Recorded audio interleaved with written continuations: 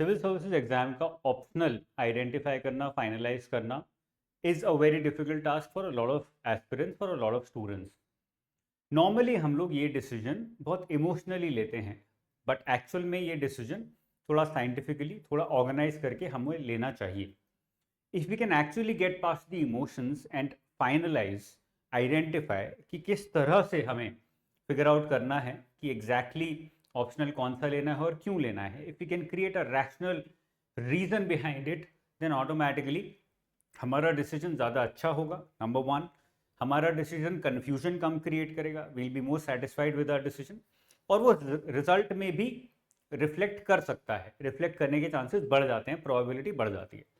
तो आज के सेशन में मैं बताना चाहूँगा कि जब आप यूपीएससी सिविल सर्विसेज का ऑप्शनल डिसाइड करते हो तो उस डिसीजन को ज़्यादा रैशनली कैसे लेना है, how do you decide it more rationally and less emotionally.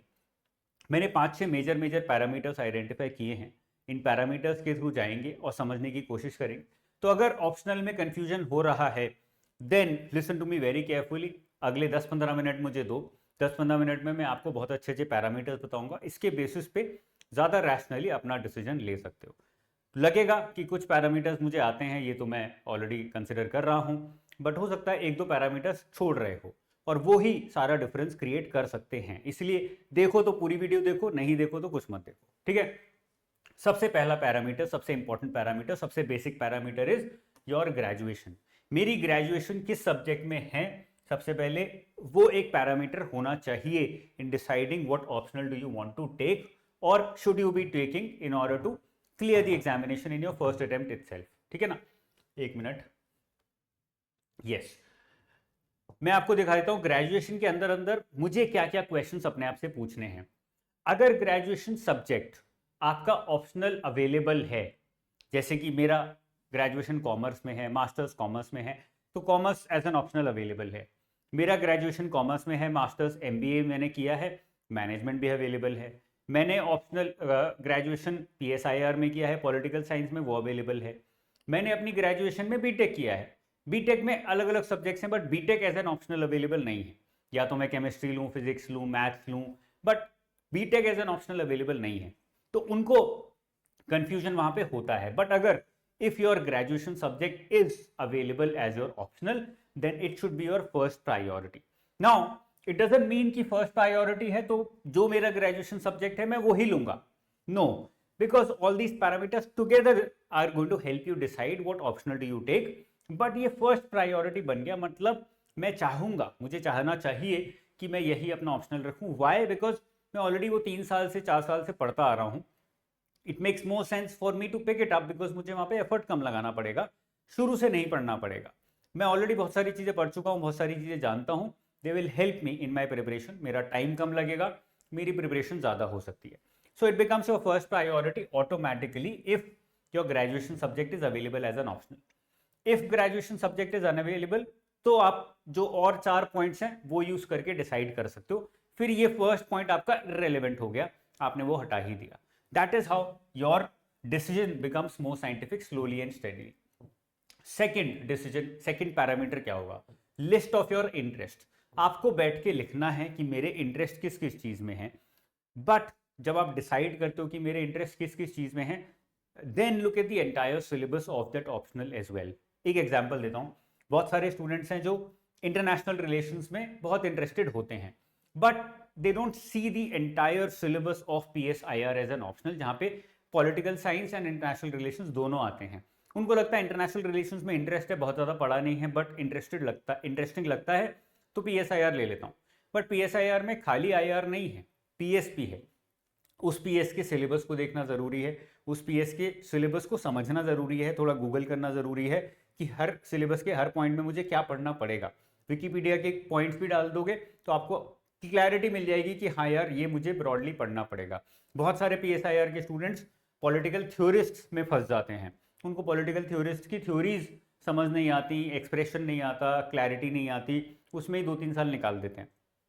So therefore, do not base your interest based upon just a brief idea about the optional, but try and read the entire optional syllabus. Interest based on reading, not based on discussions on newspapers. बहुत important है।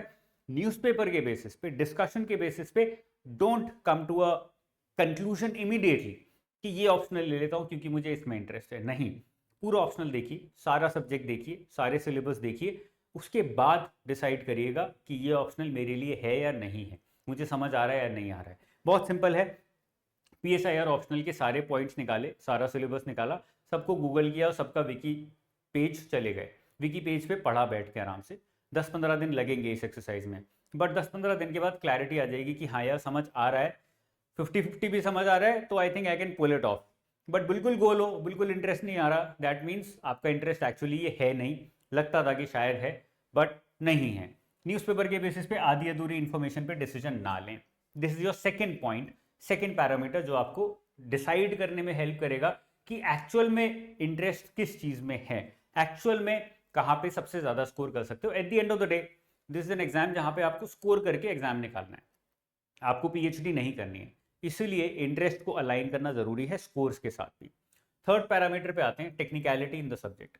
कुछ subject ऐसे होते हैं जो बहुत technical होते हैं, जैसे कि मैनेजमेंट एज एन ऑप्शनल बहुत टेक्निकल है, physics chemistry maths as an optional बड़े टेक्निकल है।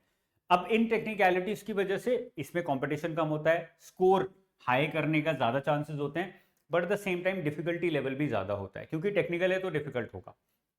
ऐसे ही there is another list of optionals जो कि लेस टेक्निकल हैं। लेस टेक्निकल है तो क्या होगा, एवरेज स्कोर करना आसान है, 230 240 लेके आना आसान है, बट एग्जाम क्लियर करना, एक्सेलेंट अचीवमेंट लेके आना, 280 क्रॉस करना मुश्किल है। ग्रास्प करना आसान है, एक बार पढ़ोगे समझ आ जाएगा, बट उसी में एक्सेलेंस क्रिएट करना, डिफरेंशिएशन क्रिएट करना, to make sure that the examiner identifies you as a person who's writing something different, who's writing something more relevant, who's writing something better than your competition out there, it becomes all the more difficult. तो दोनों के advantages disadvantages हैं, समझना जरूरी है तुम्हारे लिए as a student ज्यादा पे ऑफ क्या करेगा। मैं एज अ स्टूडेंट मुझे लगता है कॉमर्स की टेक्निकलिटीज में घुसूंगा, इकोनॉमी की टेक्निकलिटीज में घुसूंगा तो भी मैं पुल ऑफ कर दूंगा, लेकिन मैं बहुत broad subjects sociology, anthropology, public administration नहीं शायद कर पाऊंगा, क्योंकि मैं बहुत इजी सब्जेक्ट्स, नए सब्जेक्ट्स उठाता हूं तो मुझे ज़्यादा टाइम लगता है उनको ग्रास्प करने में। ग्रास्प कर भी लेता हूं तो मैं एक्सेलेंट परफॉर्मेंस नहीं दे पाता हूं, एवरेज परफॉर्मेंस पे रुक जाता हूं। That is my personality. ऐसे ही आइडेंटिफाई करना है what is it that identifies with you as a person, as a student, कहाँ पे ज़्यादा अच्छे से खेल सकते हो। अपनी स्ट्रेंथ पे खेलो, अपनी वीकनेसेस की तरफ मत जाओ। सो लेस टेक्निकल अगर सब्जेक्ट उठाओगे तो एवरेज को तो ले आओगे, ग्रास्प भी इजीली कर लोगे, but at the same time excellent performance देना मुश्किल हो जाएगा। हाई टेक्निकलिटी वाले सब्जेक्ट उठाओगे तो गाइडेंस, एक और पॉइंट है, अगर ज्यादा टेक्निकल सब्जेक्ट उठाओगे तो गाइडेंस कम मिलेगी, कम टेक्निकल सब्जेक्ट उठाओगे गाइडेंस ज्यादा मिलेगी। लेकिन गाइडेंस का मतलब जरूरी ये नहीं है कि गाइडेंस मिल गई तो एग्जाम क्लियर हो ही जाएगा। Guidance helps you in clarifying your doubts, but guidance can not push you through the examination toward success. तो आइडेंटिफाई करना ये जरूरी है कि हाई टेक्निकलिटी में जा रहा हूं अगर मैं ऐसे सब्जेक्ट में तो मुझे गाइडेंस कम मिलेगी, तो मुझे खुद पढ़ना पड़ेगा, खुद मुझे अपने डाउट्स क्लियर करने पड़ेंगे, खुद मुझे उन टेक्निकलिटी के बाउंड्रीज को क्रॉस करना पड़ेगा।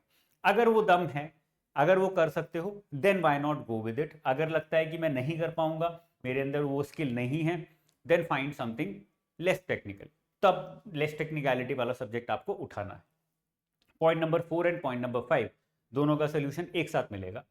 List of stable optionals number 1 and pass score analysis of these optionals, दोनों ही आपको यूपीएससी की एनुअल रिपोर्ट में मिल जाएगा, कोचिंग वालों की वेबसाइट्स पे भी मिल जाएगा, बहुत जगह अवेलेबल है। 5 साल का देखिए एनुअल रिपोर्ट और 5 साल का एनालिसिस करिए और देखिए कि कौन से ऑप्शनल्स हैं जो ज़्यादा स्टेबल है। जैसे ज्योग्राफी कभी बहुत अच्छा करेगा, कभी बहुत खराब करेगा, साइकोलॉजी बहुत अच्छा करेगा, बहुत खराब करेगा, स्टेबिलिटी कम है, ठीक है ना। ऐसे ही पास स्कोर एनालिसिस से पता लगेगा कि ऑन एन एवरेज कितने परसेंटेज स्टूडेंट्स क्लियर कर रहे हैं इस सब्जेक्ट में, और ऑन एन एवरेज कितना स्कोर आ रहा है इस सब्जेक्ट में। अगर एवरेज स्कोर अच्छा है, हाई स्कोर अच्छा है, लो स्कोर बहुत कम नहीं है, automatically the subject becomes more lucrative for you. तो ये दोनों के एनालिसिस करना जरूरी है पास्ट 5 ईयर्स से। यूपीएससी के एनुअल रिपोर्ट से बहुत सारा डाटा आपको मिल जाएगा इसके लिए। कुछ डाटा जो नहीं मिलेगा वो अपने कोचिंग इंस्टीट्यूट से मांग सकते हो, या ऑनलाइन सर्च करोगे गूगल पे भी मिल जाएगा, ठीक है ना। तो past years course, selection percentage, इसके वेरिएशन से आपको थोड़ी क्लैरिटी मिलेगी कि कौन सा ऑप्शनल ज्यादा अच्छा है। पॉपुलर ऑप्शनल्स नॉर्मली ज्यादा अनस्टेबल होते हैं, इसलिए उसमें घुसने से पहले क्लैरिटी होनी चाहिए कि हाँ यार, ऐसा भी हो सकता है कि मुझे इस ऑप्शनल में 150 ही मिले, 160 पे ही मैं फंस जाऊँ। अगर 160 170 पे फंस गया तो एग्जाम क्लियर नहीं होना है। कुछ भी कर लो, एग्जाम में नंबर नहीं आने उतने कि मैं आईएएस तक पहुंच पाऊँ, इनफैक्ट रैंक भी नहीं आएगी। इसीलिए ये आइडेंटिफाई करना जरूरी है और क्लैरिटी होना जरूरी है कि इन दो पैरामीटर्स में मेरा ऑप्शनल कहाँ खड़ा हो रहा है, स्टेबल है कि नहीं है, और पास्ट स्कोर एनालिसिस क्या है, highest score, average score, lowest score, तीनों का एनालिसिस करना जरूरी है। 5 साल का उठाओगे उससे पीछे जाने की जरूरत नहीं है, 5 साल के एनालिसिस में क्लियर हो जाता है। ठीक है ना? तो ये 5 पैरामीटर्स हैं, इन 5 पैरामीटर्स को यूज करो। इन 5 पैरामीटर्स के थ्रू बहुत अच्छे से आप एक साइंटिफिक तरीके से, ऑर्गेनाइज तरीके से, रैशनल तरीके से अपने ऑप्शनल का डिसीजन ले सकते हो। Try to get away from emotional decision making when it comes to optional.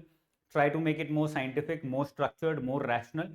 जब वो करोगे तो जो डिसीजन आएगा वो ज़्यादा ऑब्जेक्टिव होगा और आपको अपने डिसीजन पे ज़्यादा गर्व भी होगा। You will be more satisfied with your decision, you will take it head on, you will be more happy with that decision कि मुझे ये ऑप्शनल से ही एग्जाम देना है। ठीक है ना?